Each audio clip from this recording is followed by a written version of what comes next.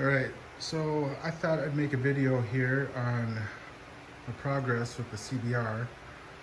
I've done a lot to it. I'm not sure if I want to make this one long video and break it up or make separate videos on what I've done, but I guess what I'll do here is I'll go over and just do a quick summary of some of the things I've done and where I started and where the bike is now. So I guess backing up, I started with modifications on this bike by, of course, wanting to get more horsepower. You know, the first thing that everyone wants to do. So I bought a Dynojet power commander and installed that. And pretty much how you access that on this bike is take out those two bolts and the two on the front, pull the gas tank cover up, and there's 4 bolts that hold the gas tank on, pull that out. And then from there, it's a much bigger project than I anticipated. I haven't been doing anything mechanical really much in a long time. You know, I've changed brakes on the car once or twice, just haven't done anything very mechanical. So, you know, digging in and doing that was what I thought beyond my capabilities at the time, but it worked, I did it. And then I started doing more research, of course, getting on the forums, and I found on the forums that the best thing to do is to reprogram the ECU, flash the ECU. So I did research on that, bought a kit to be able to flash my ECU. I took the power commander out, which I still have it. I don't know if I'll sell that or what I'll do with that, but and I flashed a computer with Woolich software. If you get onto any of the forums, you know, they talk about that. And now as I'm reading more and more, at least on CBRs, there's a better way to do it. There's a guy out there who built pretty much a world superbike out of a CBR SP2, and he's the most knowledgeable person I've seen on these bikes.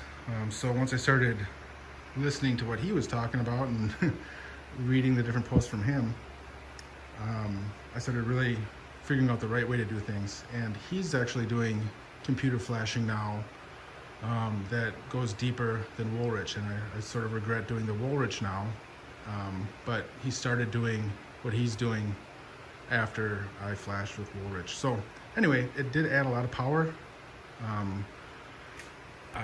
It opened up the throttle like it should be. The fueling tables are better. The pinging that these bikes are notorious for is gone. And I did add a slip-on Leo Vince.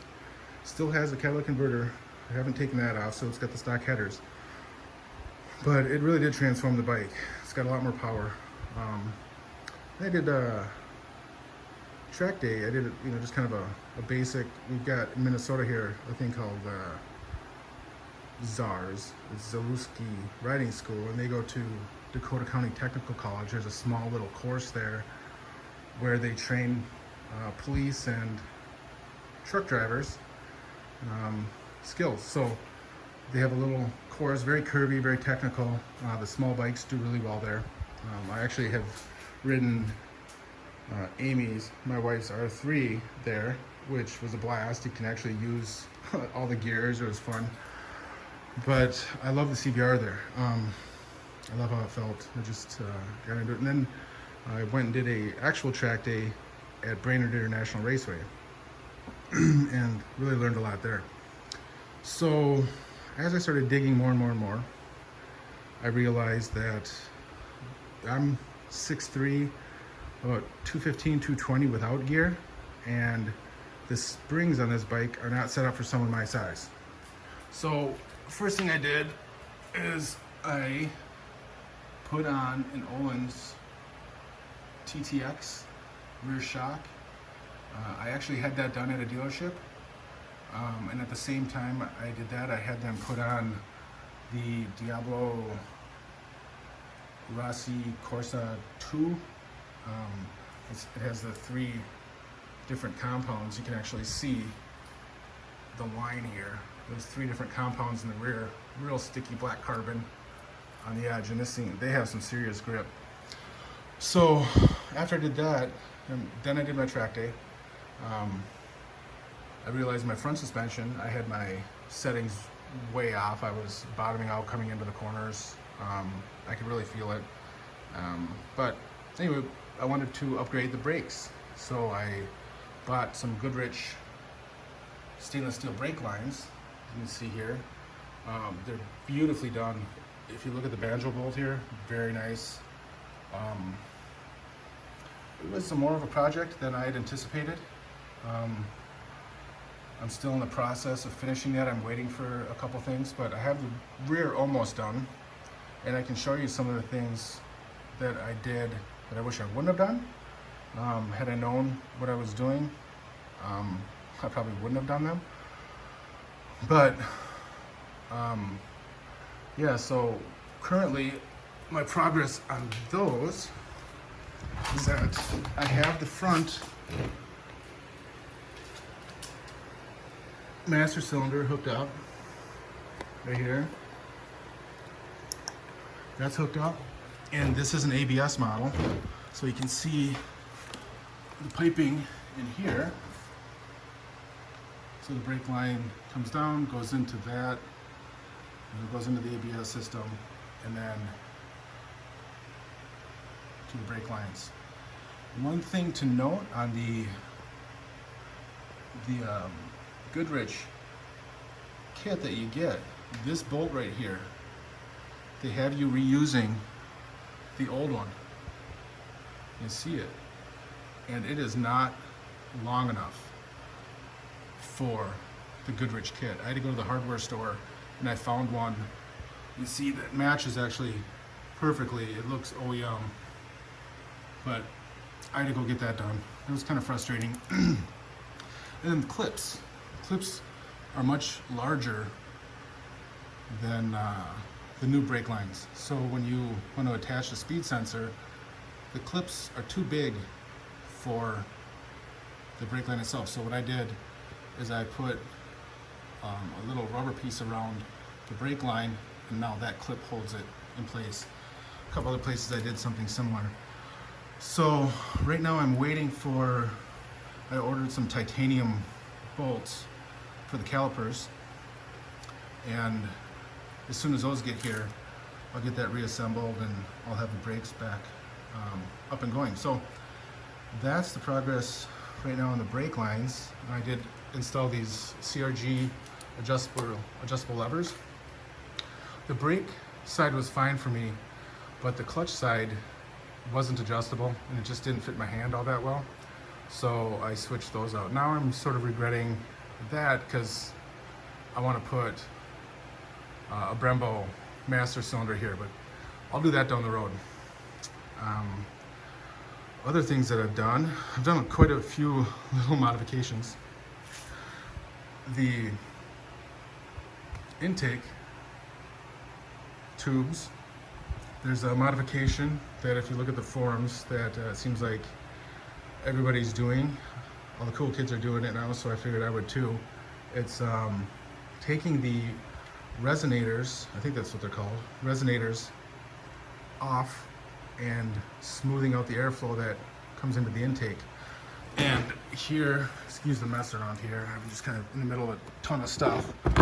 So here's the tubes that go in, and the modification is there were two resonators that hung off the bottom, and I guess what they did was they would slow the airflow down and also help keep the bike a little more quiet, a little quieter, for emission stuff for the government. And how I did this, I have these plastic pieces that I cut out, and I actually Gorilla glued them to the plastic and then taped them up. So it should be watertight. You can see in there how that looks. So if water does get in there and sits there, it's not going to just ruin the tape and come apart inside the bike. After a little while though, I will take it apart again and see how those held up. So that's one part. I also installed some Galfer brake pads. So you can see those here. Here's the Galfer brake pads. The front pads are here. So there's the front pads. And Revzilla on their website said that these pads would work, and they don't. Wrong pads.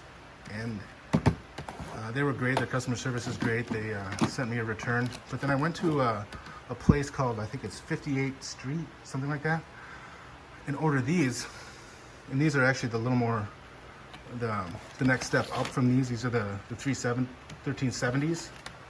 These are the 1375s. Just, I guess it's like a ceramic backing, so it's gonna dissipate heat a little better.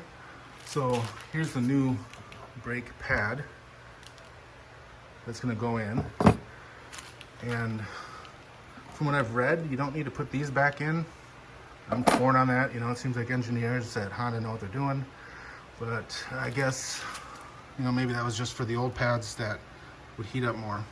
And then I have the calipers off, clean those up, they're ready to go. So as soon as I get those bolts, I'll get that back up and going.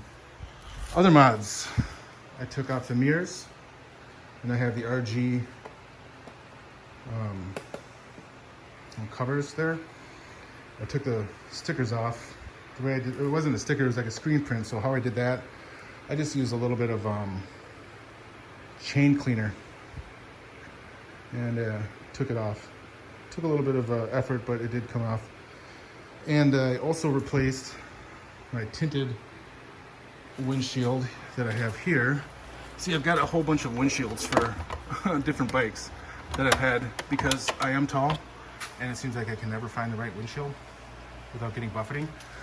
But I replaced this tinted one with the clear because I'm going to be doing a lot more of the track stuff, and you know, looking through a tinted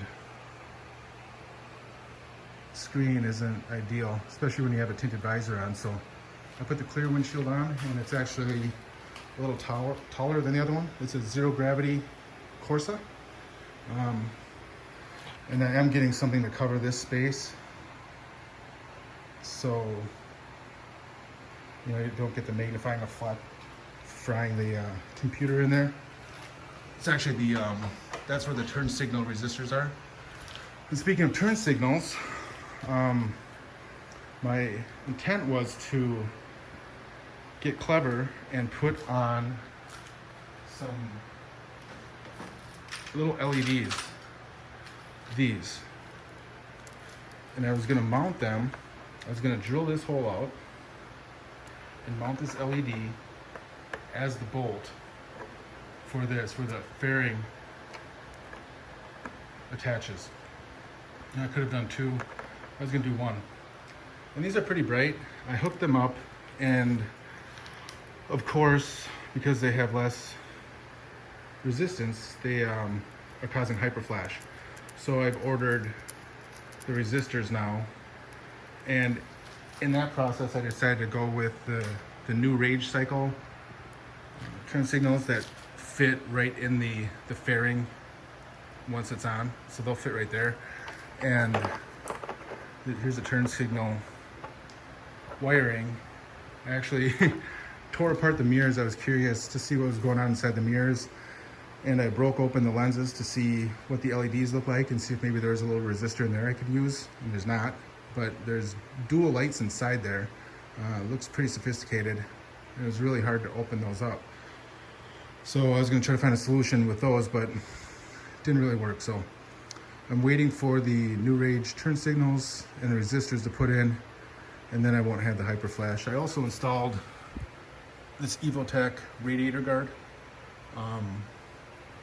Relatively simple. I wish the fit was a little better. I wish it held back to the radiator more, especially on the other side. It doesn't seem to snap in and hold the tape, but overall, the fit and finish is really, really nice.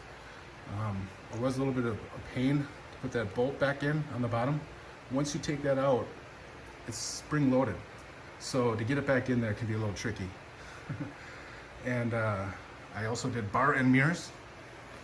So these are CRG bar end mirrors. These are the hindsights that flip. So really my goal here was to have a bike that's pretty much a track bike that I can ride on the street. And how I was doing it before with the track was, you know, we had to take our license plates off. So I got this Yoshimura license plate tail tighty, and to take that license plate off, it also had the brackets on here that held I had the stock turn signals that would come off of here.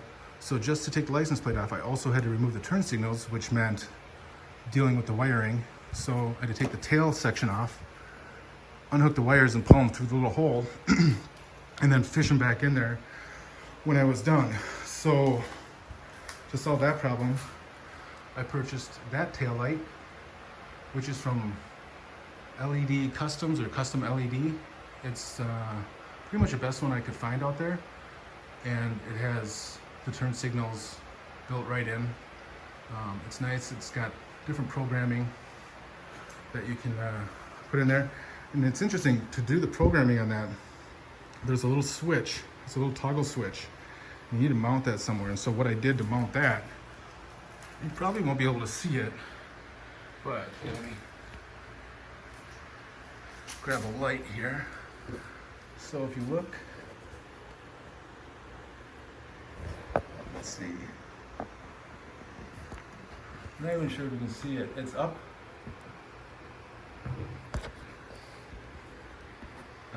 I'll just have to kind of explain it.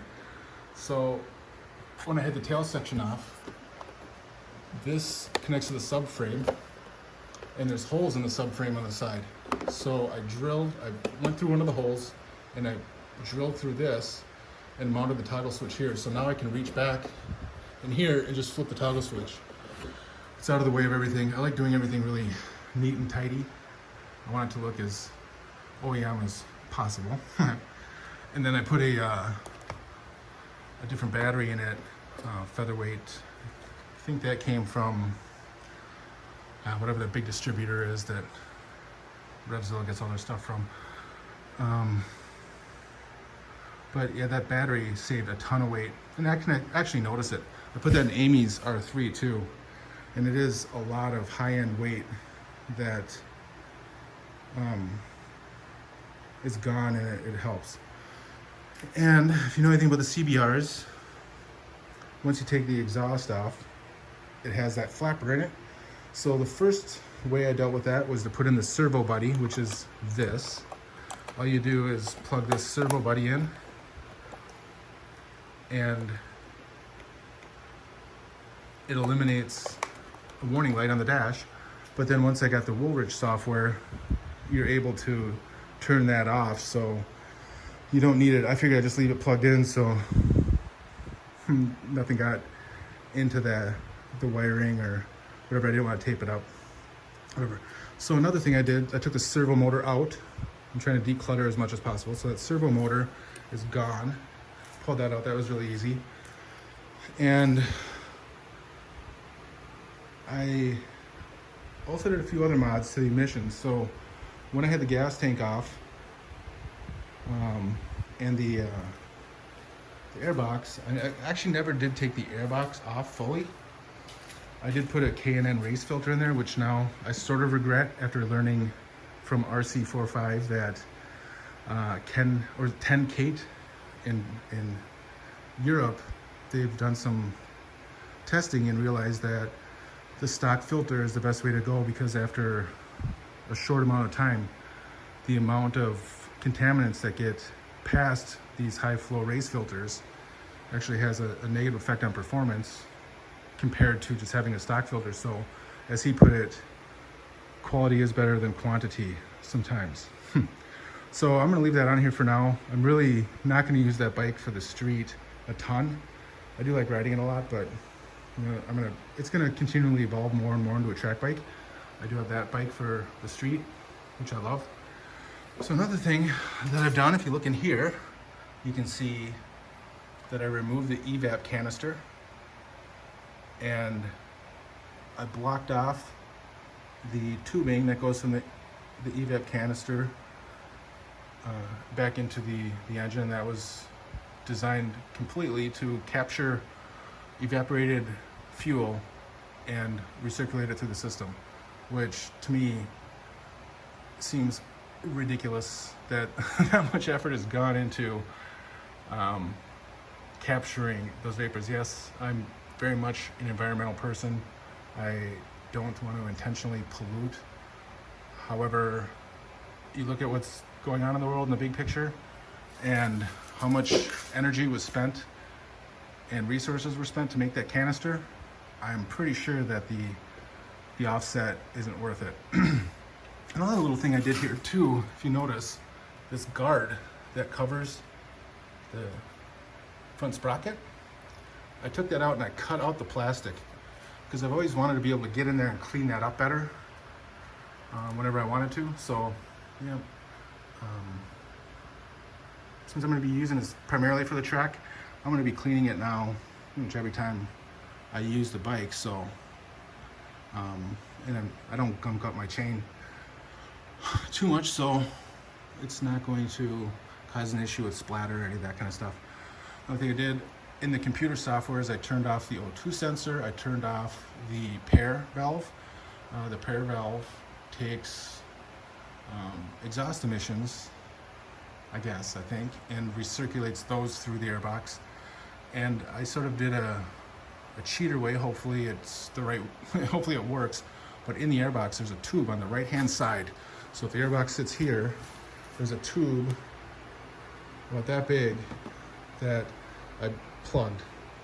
And how I plugged that was I used a rubber sort of stopper that goes in, like if you're mounting a phone and you put a screw in to that rubber, it expands. I had some of that left over, so I put that in the hole, put a screw in there, made sure it was really, really tight, really airtight, and it's not going to go anywhere. So I plugged it that way and turned it off in the software. What else have I done here? There's quite a bit. It's the factory auto shift, the auto blipper, and upshift, downshift. Let's see. I also have on order a different rear sprocket and front sprocket, along with a chain. I'm keeping the same gearing. I don't want to mess with the Honda software and the computers. That you can't on these bikes get into that sport menu that would allow you to change the gearing like you should be able to, or the tire size, which I did increase the tire size. If you're wondering if you can go from a 50 to a 55, I did it, and I haven't had any issues. It's been fine, and this does have more of a curve radius than the old original Battle Axe tire. So I've had it on the track, haven't had any issues with it, and I have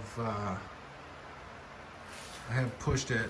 I think the worry was that the traction control wasn't going to work quite right, and the auto blipper wasn't going to recognize the difference, and it was going to be off. I've been fine with that, so I haven't had any issues there. One of the interesting things that I found was that as I was going through and taking the emission stuff off and realizing how much has been done to this bike to make it conform to the federal guidelines for emissions. We'll just go through the list. The intake, the pair valve, the evap canister, the plastic on the other side of the bike, I'm guessing that was there. It doesn't look very protective. I'm guessing that was there. Maybe one for heat, so the rider didn't feel as much heat, which on this bike, I don't at all. I had a Panigale. That was miserable. If you got stuck in traffic, miserable. The heat issues on that thing, crazy. This has nothing, no heat issues at all.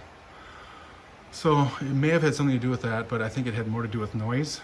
And I discovered, really, I didn't know this, I never really read all the stickers. I took them off here, but one of the stickers, well actually two of the stickers had to do with emissions. The first sticker that was here talked about air pressure in the tires, which is irrelevant with what you're doing. I don't believe that you should just be following what the factory says, especially if you're going to a track. And then the other two stickers were both federal guidelines for emissions.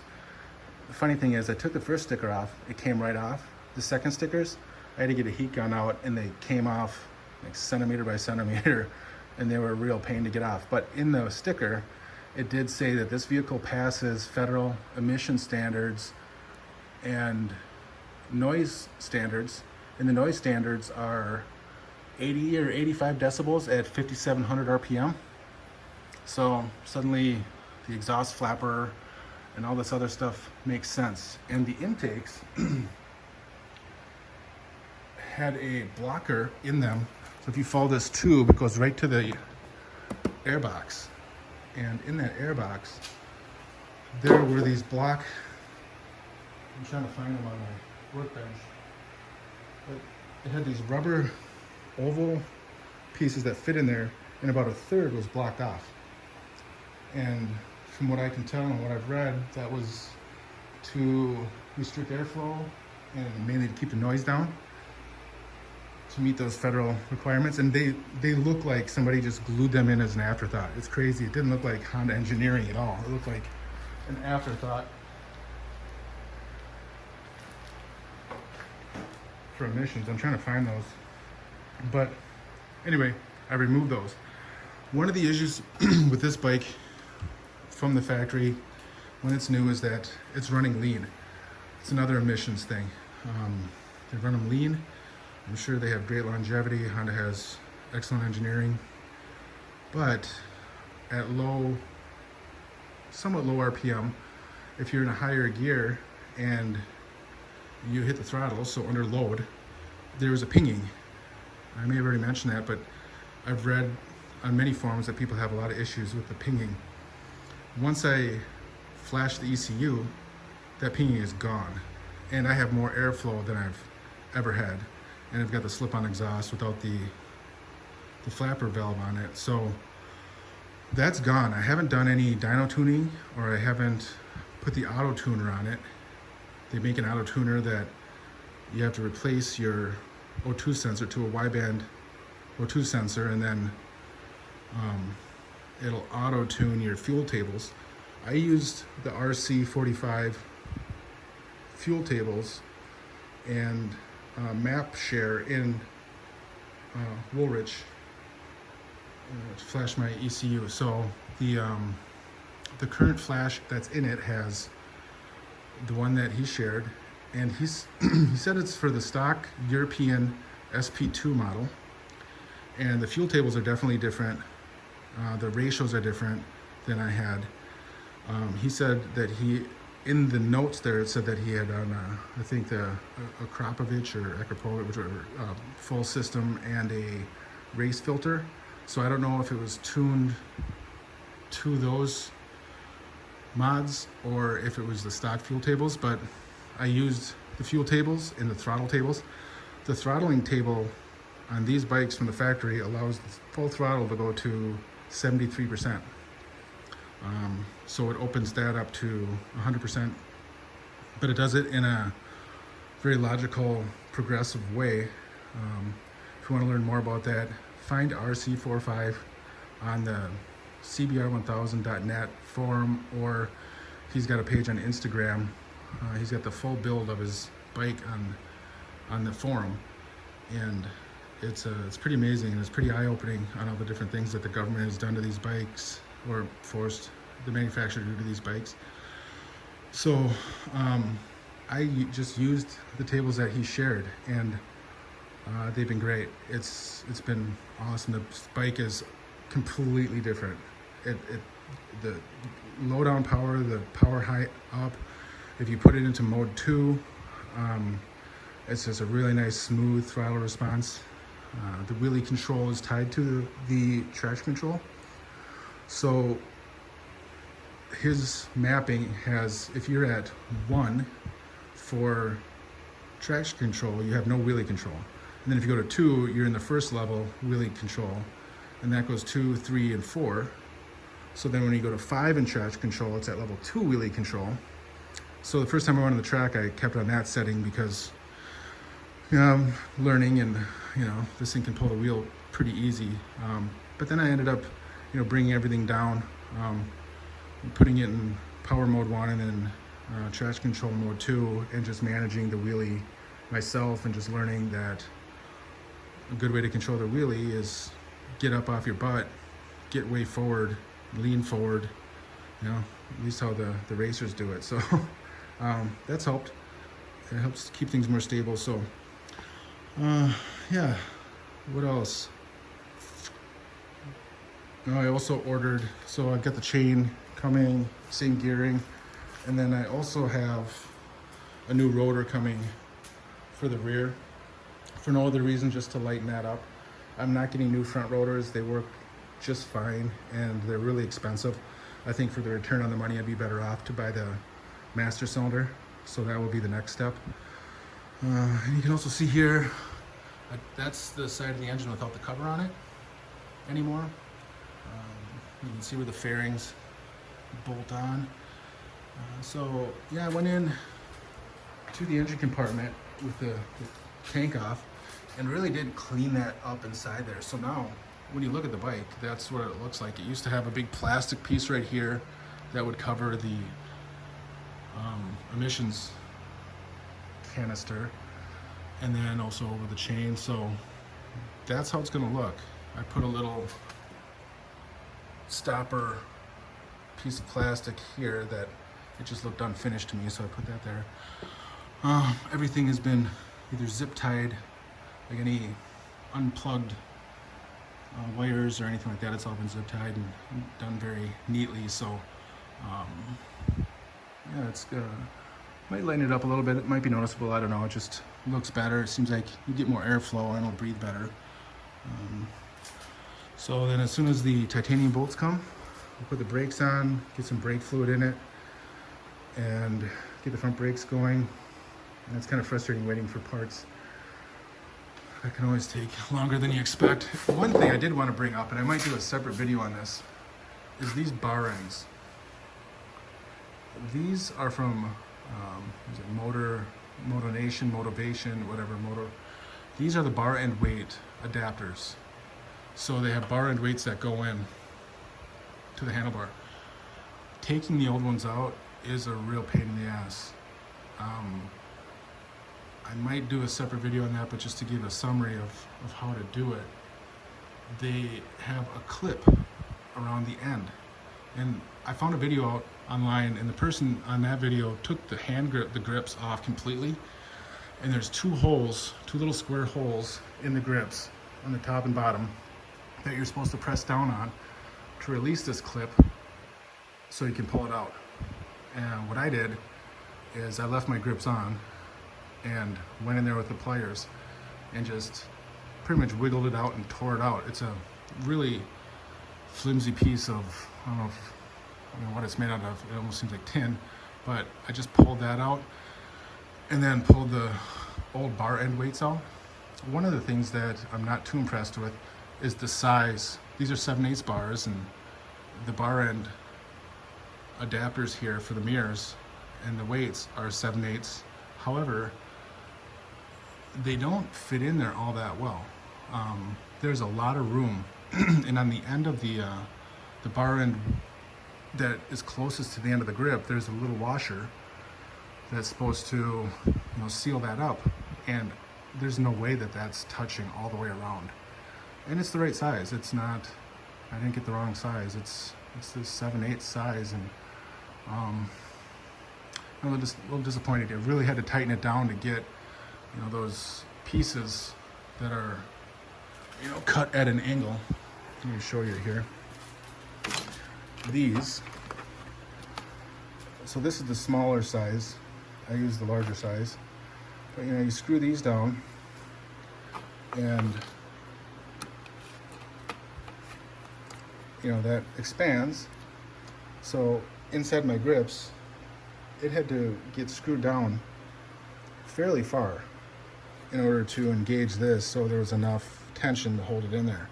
I don't know, maybe it's the wrong size, but it looks like the right size to me. So another thing that's a requirement if you're doing this is the Honda service manual. This has everything you need to know about torque, how to put things on, how to take it off, how to do it the right way. The best way I heard it was again from that RC45. He said, on a 200-mile-an-hour missile. You know, you don't want to be guessing. So everything I'm doing is to torque spec. I had to buy a nice torque wrench. Make sure I didn't have one of those. I've been buying tools as I go here because, like I said, this is all new to me, and as I dig more and more into it, and the more I learn, the more I dig into it and the more I learn. So I want to be able to do all this stuff at home. I do my own oil changes, and that's that was a big deal to me the first time I did it, taking the fairings off and doing the oil change. But it is simple, very simple. I was so paranoid. Every ride I went on, I'd be checking the oil filter to make sure it wasn't dripping. And I'd be reaching in there, is oil coming out? And I thought I did it wrong, but it was fine. And I've changed oil a few times now. I change it on all the bikes, and chain maintenance, all the maintenance stuff I'm gonna be doing on my own now. And as this evolves more and more into a race bike, I'm gonna have to. I won't be able to afford to have somebody do it, and the time to take it somewhere and have somebody do it on their time. But in the future, what I'll be doing to the bike will be,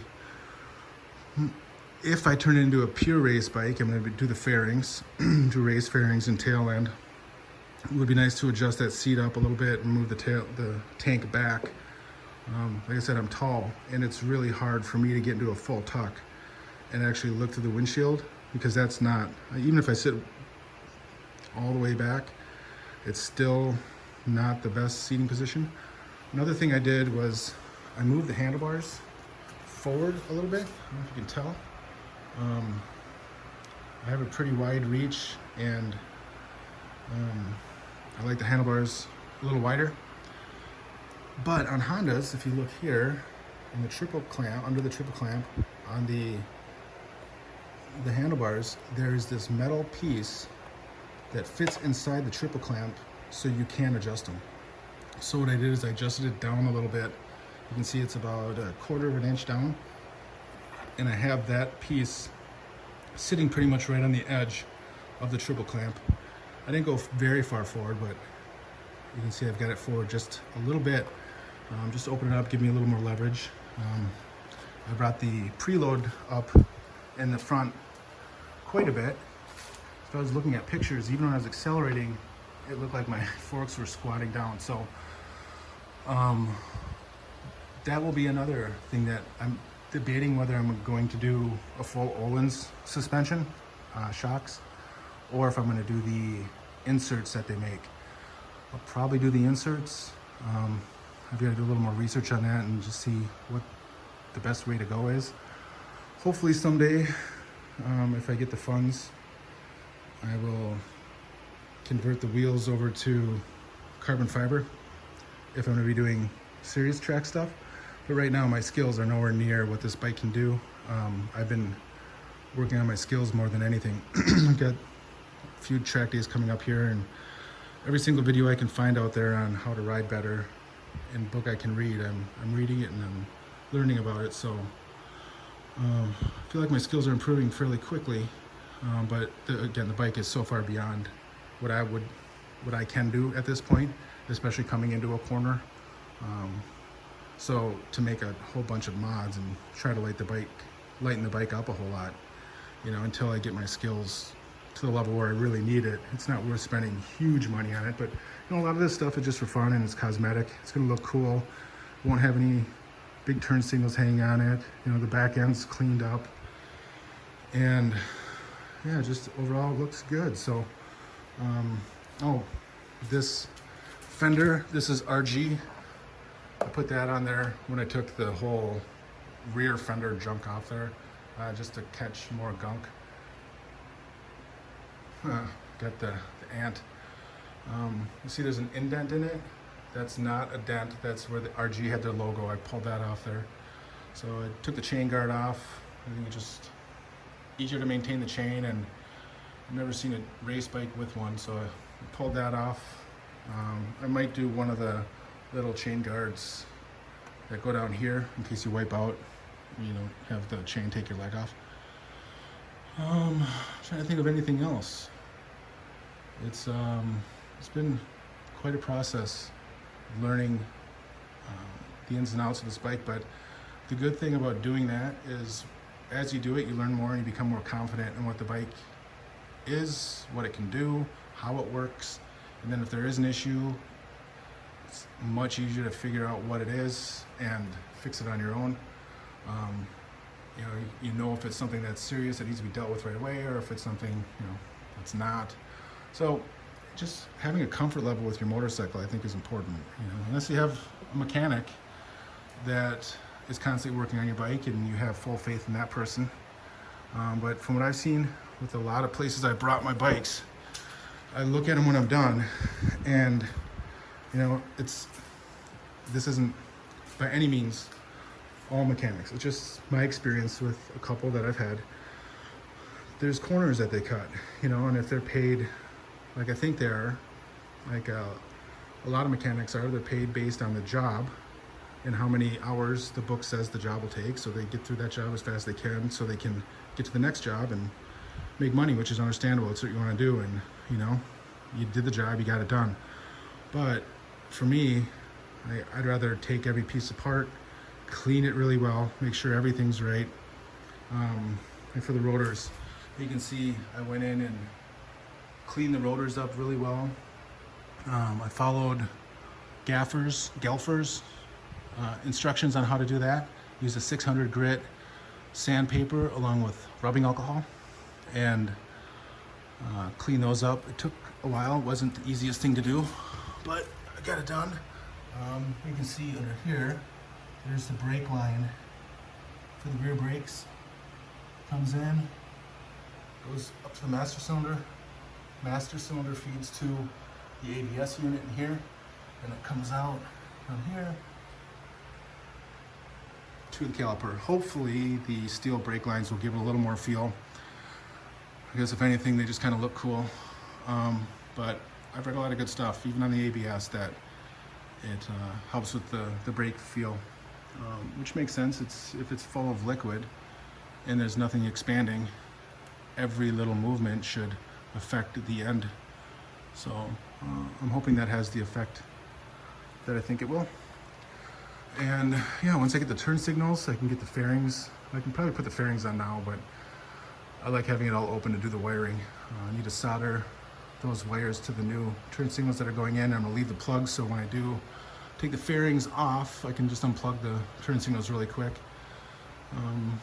May do a full exhaust at some point. I'm not sure if it's worth it. I've heard that header is pretty decent, high flow, but I don't know if I need to go up another 20 or 30 horsepower, or 10 even. At Brainerd, there's a pretty long corner that you can really get going fast on, and I find that I'm pulling back. I'm not going anywhere near what this bike could do top speed, because I just don't have the confidence coming into a corner to hit the brakes hard enough to make the corner, if this thing were to get up to the speed it could. So I find myself getting to about 130 and saying, okay, that's good for now. It feels fast.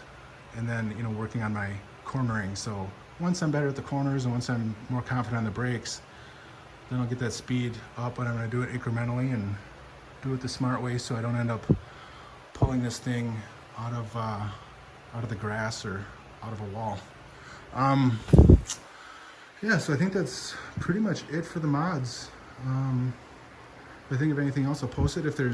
If you do happen to see this, I don't know how many views this will get or not, or if you made it this far. Thanks for your patience. I know I can go fairly slow sometimes, but I'm trying to think all this through while I'm moving. The tail, that's obviously the Honda aftermarket, well, the Honda OEM upgraded rear seat thing. Take the passenger seat off. I have the passenger seat actually attached here to my tail bag. So I actually rode to the DCTC track once with a backpack and this full of stuff with that seat on, put that seat up there in my tail bag, and went and did a track day and converted the bike right when I was there and rode it home. But that's not ideal. So now eventually I'll get a trailer that I've been renting from a little local place called A to Z Rental. the trailer wasn't all that great. And what I paid for it was pretty expensive. So for my next track day, I actually have 2 coming up this coming Saturday and Sunday. So I rented a U-Haul, which is way cheaper, and it's for 1 bike. It'll do exactly what I need it to do. So hopefully I can get all the parts by then and I can get it all put together. I'm not confident that the chain or sprocket will come in. I don't know if I'll end up doing any of that before this next little track day, but I'll do a little bit of footage there, give a little bit of feedback from the differences I've noticed on the bike from last time I was there. Hopefully there's some significant difference, at least in the brake feel. It's a very small technical track. There's one small straightaway where with this bike, I barely need to shift into second gear.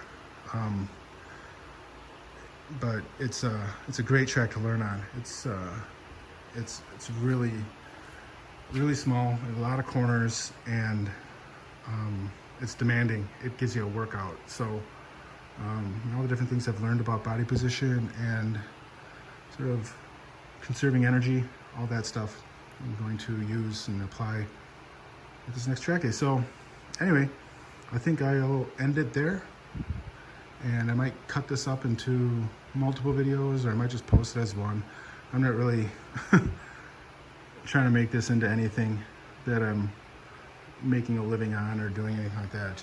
It's more of a FYI. And if there are any questions, if there's any of these things that you're doing that you have questions on, please let me know. I'm happy to answer any questions or let you know of any little obstacles you run into. There's a lot of little stuff like the clip on the handlebar you wouldn't think of until you start digging into it. Or you do the brake lines and you realize, here's a quick little tip when you're doing the brake lines. If you haven't done it, the old brake lines here at the banjo bolt had a little metal piece that came out and hit this, so you couldn't put that in the wrong position. So when you're tightening these down, I can't remember the exact torque, but when you're torquing these down, it's pretty tight, and if you're not holding on really tight to the brake line, it's going to shift in there, and it's going to end up in a position that you don't want it, and then you have crush washers that you ruined because you need to take it apart. And maybe I'm wrong, maybe you can take it apart right away and retighten it and the crush washers are fine. I'm not willing to find out the hard way. So another little thing on the rear caliper, so you have the bolts that goes in this right here, this pin.